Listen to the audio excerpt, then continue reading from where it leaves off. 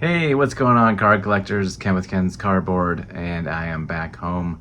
It is Sunday morning in Colorado, and I made it back from the National. I had a great time hanging out with a bunch of friends, picking up a few cards. Did a couple other things while I was out in Ohio.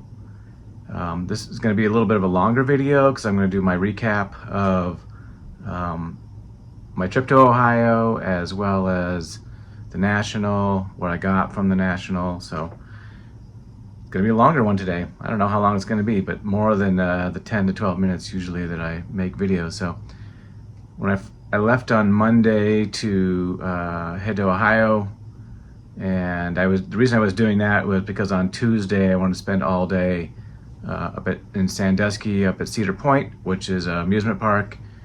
I'm wearing a Cedar Point shirt here. But the reason I got there on Monday is just so I could be there all day. Monday night, I ended up going to the Guardians game against the Tigers. Shout out to my buddy Greg, Tiger727, who's a Tigers fan. Shout out to Scott, Ranger Studios. He gave me some pointers on parking for the game, so because he's a Cleveland guy. Sorry, Scott, the Guardians didn't win, but went to the game there, and here's some images from the game. When I was in line, I got a bunch of. Actually, I wasn't waiting in line. I was just waiting for the gates to open up, and then I got a bunch of photographs of all of the statues that are out in center field, outside the stadium. So show a few of those there. Some of the great seasons that the Indians and the Guardians have had. Had a great time at the game. Sat down to some super fan who was upset that that Tarek Scuba was pitching for Detroit because the Cleveland hadn't been scoring very many runs over the weekend. So he's like, man, if the Guardians give up like one run against this guy, we're gonna lose. So in the first inning, the Tigers hit a 2-run home run, and he's like, oh, game over, man. He's like, anyways, had a great time at the game. So the next day I got up and drove up from my suburb of Cleveland and went out to Sandusky to Cedar Point. Spent all day there. Luckily my son's friend works there this summer, and I was able to get in free, but I still had to buy the Fast Pass.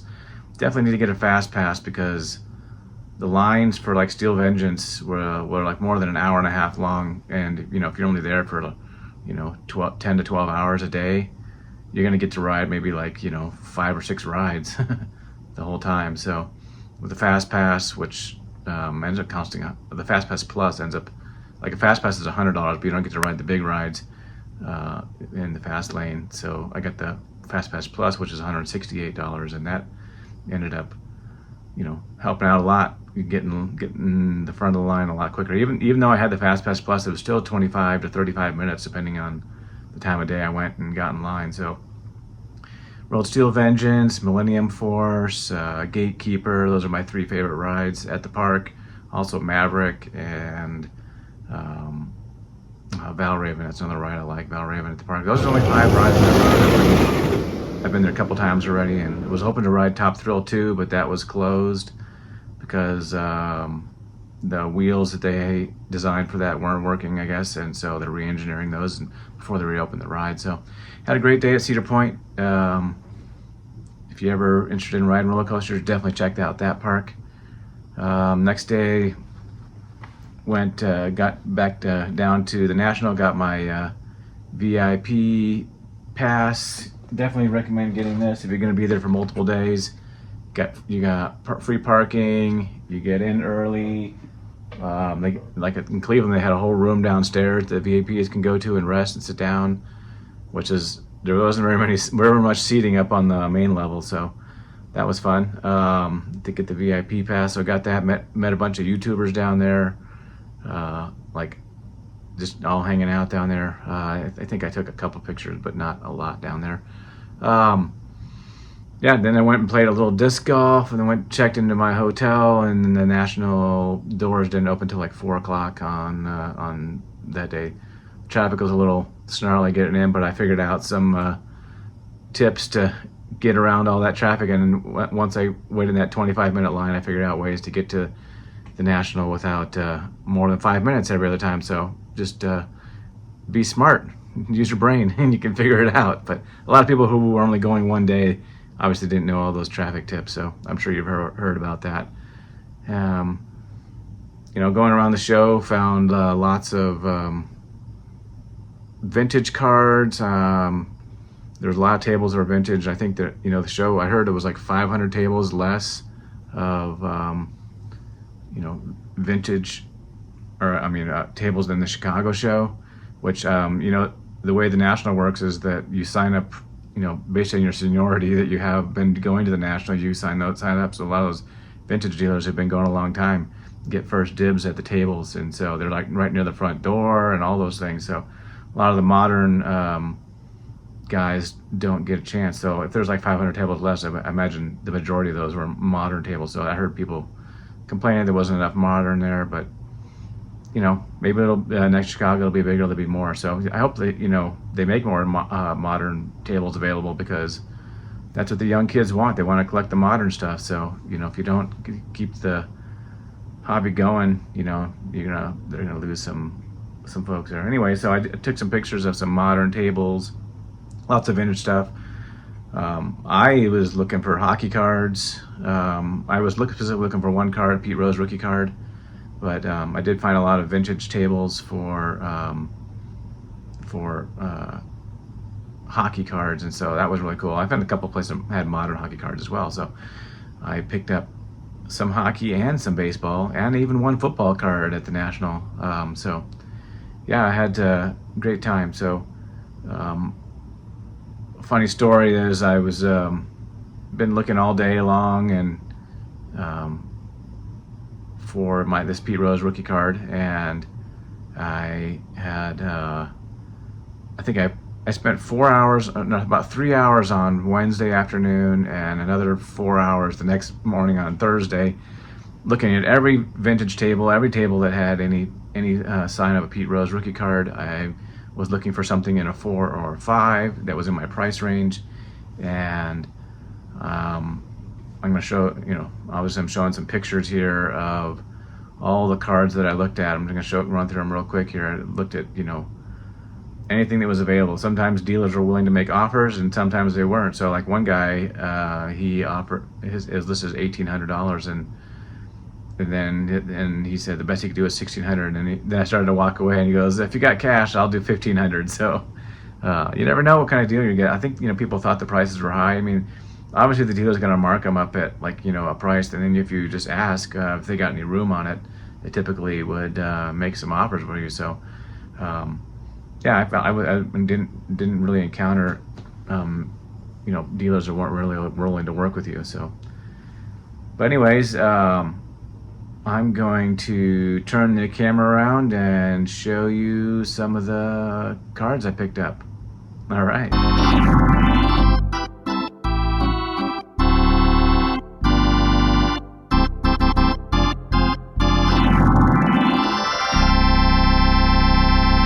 All right, we're back. So the first thing I did when I got to the National is I went over to PSA to drop off some cards. I wanted to do that when I first got there on Wednesday. So just kind of, might not go in order and everything I did, but over at the YouTube Hangout, ran into Eric Fortleaf Cards and a bunch of other folks there, and he gave me this cool Todd Helton thing from Playoff Absolute Memorabilia. This thing is super thick. In a way, it's like, I don't know, 2 pounds or something, but it's got like a Todd Helton etched into the glass. This is glass, and I don't know if you can see that there, but I don't know, they merged together or something, but that's pretty cool. Thanks, Eric, for sending me that. He also sent me a Christmas card that he got sent back to him. He sent me the right address, but if your Rockies are brighten up your holidays, thanks, Eric, for doing that. Appreciate that. Let me see the stack of cards he gave me. Gave me this cool Cole Garner TTM from Bowman Heritage. Little Ellis Burks. Ellis Burks was signing with Dwight Gooden down in the VIP area on Wednesday. That was cool. I didn't get his autograph, but that was cool. He was down there. I was busy upstairs looking for a Pete Rose card. Got this cool Vinny Castilla, a nice gold Miguel Castro. Another numbered card here, Año Sensatella from Don Ross 21. And one of my favorite images of all time, this Charlie Blackmon from 2019, Gypsy Queen. Love that. I have a couple, that's my second copy of that. Thanks, Eric. You're an awesome dude. He does the All-Star thing, so. Also got a pack of cards from, this is on Thursday night. Spent, after the show on Thursday, went to the American Legion that several guys like Baseball Collector and Mike Canadian Cards and Garrett Card Cutter all set up the YouTube get together, which was really fun. It was like 350 people there. They ran out of pizza. I had to get more. It was a good time. They had a couple rooms, and the one room got too crowded. Some people went out to the patio, and other people went upstairs. But the vintage composer gave me this pack. He got a signed card with Robin Yount. I believe he's a Brewers fan. You got a little Chris Bryant action, more Chris Bryant action. Nobody wants Chris Bryant on the Rockies because he hasn't done anything. Got a Eleris Montero. This is a cool card. He's up and down. He got a little Ray Bork hockey. I love that. He must watch my channel because he knows that I like Ray Bork. Norris Trophy winner. Didn't have any of these. These are cool. Gotta add these to my Bork collection. Very cool. Thank you so much, Vintage Composer. Also got a pack of cards from Joe at Forest Off Corners. Ran into him at the get together. If you guys don't ever make it to the National, that's the one part you would miss. I mean, otherwise it's just a big card show, but they get together with all the people and hanging out and eating dinner and all that fun stuff is what it's all about, man. That's the best part of it. Let's see what Joe sent over. He got this nice Vinny Shiny Castilla, Topps Finest. I love that card. Power. Wow, that's cool. What year is this from? 1997. Sweet years for the 90s. I got a cool 90s card coming up later that I got at the show. This is a nice Fleer Brilliance. Was this 2000? Nope, 98, 99. There's an acetate card of the Big Cat Galarraga. These are so cool. I love this Matt Holliday image with the bat straight at me. Look at that. Little Nolan Arenado action. Some more Arenado. I believe I have all of these. I have like 500 different Arenado cards, so hard to find ones that I don't. At least the common ones anyways. There's nice Michael Kadire. Purple refractor. A little Baby Bull, Wheeleen Rosario, and the base refractor. 2013. Oh, here's the orange version of that. Sick. These are numbered out of, oh, maybe they weren't numbered this year. But usually they're orange are numbered out of 25. Didn't realize they didn't number them. Here's another Wheeleen Rosario Baby Bull. Catcher for a hot minute for the Rockies. Ooh, I like this card. World Baseball Classic. Topps Tribute from Venezuela. Cargo. Love me some Cargo. Here's a Troy Tulowitzki Topps Tribute. Beautiful shiny cards. Here we go. We got the Hit King here himself. And I'll tell you a little story when I get the card about Pete Rose. And a little Tulo, a little Bowman Sparkle. There's another Tulo. MLB Artifacts. I don't know if I have that Tulo. Or the sparkly one. I might have this Tulo. Number 2. They used to have a chant at Coors Field for Tulo.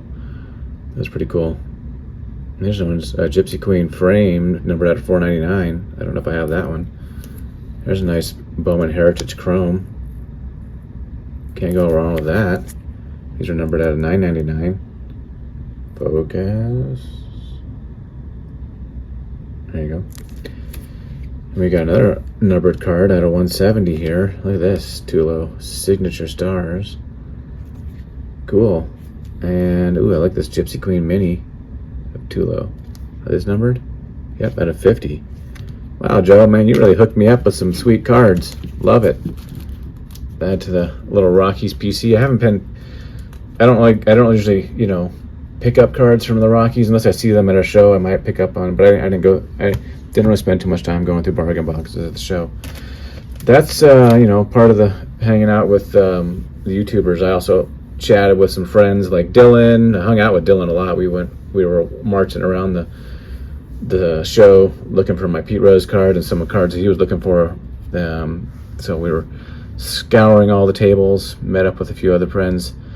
Gave my buddy Saul a ride to the show every day because he didn't have a rental car and his hotel was near my hotel, and I felt bad if he had to take a lift. I could just pick him up and take him, so that was fun hanging out with him. And one night I think it was on Friday night, everybody was just tired and we just went out to dinner together, him and Mike with Scoots Collectibles as well from Pittsburgh. So great time. Yep, was fun doing that. So the first card I picked up at the National was this Ellie De La Cruz rookie card from Topps Heritage. It's only $5. eBay was giving away these Zion slabs in the VIP bag. And then I was also I went over to the eBay booth a couple times because they were doing a giveaway. Every day they were giving away a card. The first day was an autographed Aaron Judge. This next one was a Jackie Robinson postcard, and I don't remember what the other two were, but they were nice cards. So what you had to do was you had to go on a little hunt. You filled out a thing on a screen. You put your name in there, and then they put in you go search for. So you put this thing. They print this card out for you. It's a little plastic thing. Then you go over to Golden and PSA Vault, and you get these stickers on the back, and then they gave you a little collector's pack, and I got this package of 2023 Heritage and 2020 Minor League Heritage pack, and then there was a graded slab in there, and I got this 2021 Mosaic Zach Wilson Fusion Red Yellow Choice in the PSA 10. I don't know if this guy's still in the NFL or not. I know that Aaron Rodgers is now the quarterback of the Jets, so I don't even know where this dude is. This is numbered out of 80 too, so cool card. Might be some Zach Wilson fans out there that might be interested in this card. I have zero interest in this card, but it was cool to have a chance to get something cool out of a pack.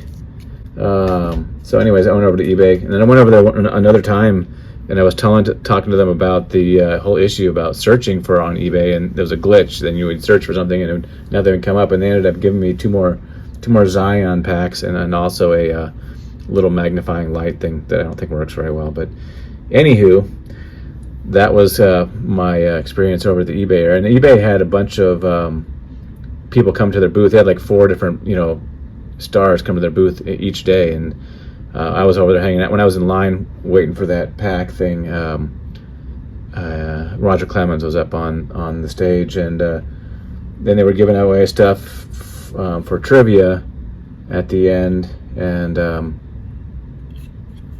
I had a chance to get they were giving away 2 Zion cases, and so the guy felt bad that I didn't get the answer from it. I mean, I knew the answer, but the guy in front of me actually answered it before me. So, but he ended up giving me this guy's from Breaks and Takes were up there on the eBay stage and gave me this cool little 3D printed holder there. I like it. I like the colors, the purple and the yellow and the little paradise. I'm gonna have to keep that. I'm not a break. I don't get into breaks and everything, but that's cool. And he also gave me a Major League Baseball. I thought it was to be autographed by Roger Clemens, but it was not, sadly. But yeah, that was cool. This is gonna be a long one, so I don't have that many card pickups, but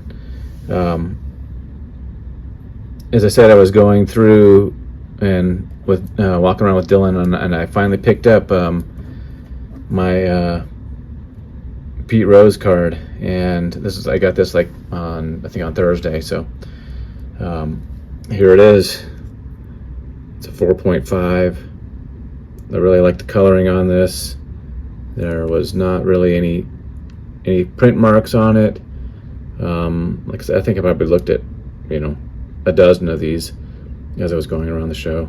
It's a little bit off center left to right, but pretty well centered, and I really like the colors of it, and the price was right. So Picked this up for a fair amount, I believe, and happy to have that to my collection. It's the last card that I needed, and then getting that for my Pete Rose run on the top side at least. See if I can figure out how this thing works here. Hold my slab up, see if it'll work. It won't fall down. Keep the Pete Rose up there. Sorry, Todd, you're in the back there. I can move this VIP thing. Put this over here like this. There we go. And then we were just walking. I was walking around with Dylan. We're checking out all the things, and then we ran into this ticket guy. We didn't know much about tickets, and we started asking questions. And about Dylan was asking questions about 1961 Roger Maris and his quest for the home run record for Babe Ruth. And I asked him if he had anything on Pete Rose, and he said, "Yeah, I got ticket stubs from the day that Pete Rose." Got the hit, broke the record of Ty Cobb, so 41.92. So I got this. Most of the tickets he had were blue, and Dylan got a blue one. I got the last red one here, so happy to add that to my Pete Rose collection. And that was pretty cool. 41.92 hit record. Wasn't expecting to find that. And then shortly after that, we were walking past some other booths, and this guy comes up. He's beeping his horn, and he's in a little golf cart and trying to get away. They're trying to get over to this is over near the eBay booth, and sure enough, it was Pete Rose was heading over to the eBay booth. So I don't know what the odds were that I was picking up the Pete Rose card, got the ticket for the thing, and then Pete Rose shows up in a little golf cart, and here he is. They didn't almost run me over, but they were just like I was in the way when they wanted to come through. So I ended up getting a photograph of Pete. Then I had gotten my card that I wanted for, and I had a few extra dollars left, from my budget to go look for a vintage hockey card. That was the next on my list. So, but we'll get to that last at the end.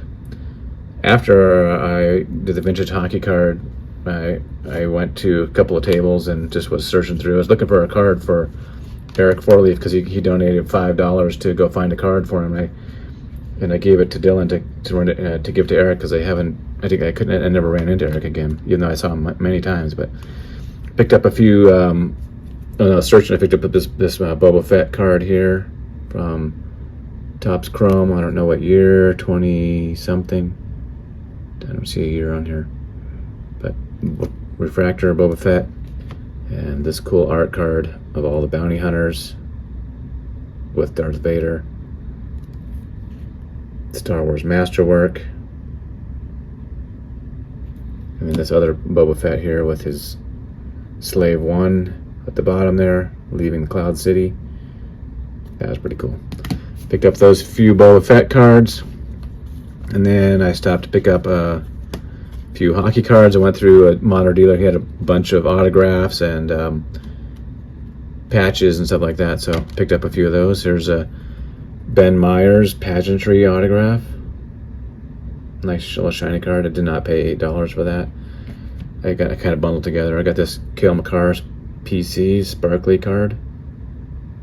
That's a pretty cool one. I think that was a couple bucks. Got this Sampo Ranta. I don't know if he's going to make anything in the NHL, but just thought I'd pick up a card for cheap with his autograph on it. This is the Ultimate Collection rookie at a $2.99. I like the design of the Ultimate Collection. They have some really pretty cards. And I also picked up this Shane Bowers. This is a Future Watch Limited auto patch at a $99. Little gold foil on there. That's pretty cool. So I think I paid like $15 for all of that. So that was pretty affordable. And then I stopped by this, I forget the guy's name of the booth. I'm kicking myself for not writing down the name of this booth, but this guy has basically stuff from like 1995 or 6 to 1998, and those cards were amazing. That was the time I was really following sports when I was in college. Picked up this really beautiful Dan Marino card. He had most of his cards were graded in 9s, 8s, and 9s. There are a few 10s, you know, but these cards are hard. Some of them are hard to grade, but this one ended up a Ford, so I just wanted the card. He didn't know what was wrong with the card. I didn't know what was, you know, I didn't see anything issues with it. You know, the corners are great. There might have been some surface issues, but I got this for like 1/3 the price that, or no, 1/5 the price that the 9 was going for. So I just wanted this cool Marino card in my collection. I have a small Marino collection because he was my favorite quarterback growing up, but just love this card. Look at the back of that. That's so 90s. Oh my gosh. Did not pay $65. I only paid $50 for this. So, but yeah, look at the sparkle in the background. The logo looks cool. Look at the sparkle in the logo. And then just Marino stands out in the front. So this goes the Playoff Illusion, Spectra Illusion Dominion. Never even heard of the card before because I wasn't collecting during this era, but that's a beauty. It's a keeper. Keeper. Look at that thing. And then also one night I was went over to another show that was over at the place called Aviator, and they were doing another card show over there, and that was kind of crazy. When I went over there, I first got there, and they started at 6, but they, you know, I think they were open. People were there before that, but I got there because one of my friends, Thomas from Costa Rica, him and his buddy were set up at a table there. And that room was like pretty small. I think it's maybe like 40 by 60 or something like that. And there was the tables were super close together. And by the time, you know, I went to go grab something to eat and came back down, the room was so packed you could barely walk through the room. And then the police showed up and the fire marshal, and they said we were going to have to shut this thing down. When I left the place, I was already in there. When I left, there was 100 people waiting outside to get into the place to the show, but they weren't letting any more people in. So that was supposed to be like a 3-day show, and that ended up being that one night only. So my friend, he's an artist. He does computer art, and he makes custom cards and slabs them up, and got this cool bow nose card here. Look at the foil he puts these cards on. So these are only $20. If you go on eBay, you can find these. You can see here's the little QR code you can go to, and you can find these collections. But Collector's XT Originals, these are custom art cards that he makes. So they're pretty cool. Also got this cool Boba Fett. Actually, he gave this to me because he caught me at the show the next day, and he came back and gave it to me because I asked him if he had any Boba Fetts, and he did. He also gave me this Barry Sanders, which that was very nice of him, and then also this John Elway. So thank you, Thomas. Just go check out these cards. He pretty much can make anything and put it in a card. He's really talented with art, so go check him out. Let's see, what else did I get here? I got little stacks of things.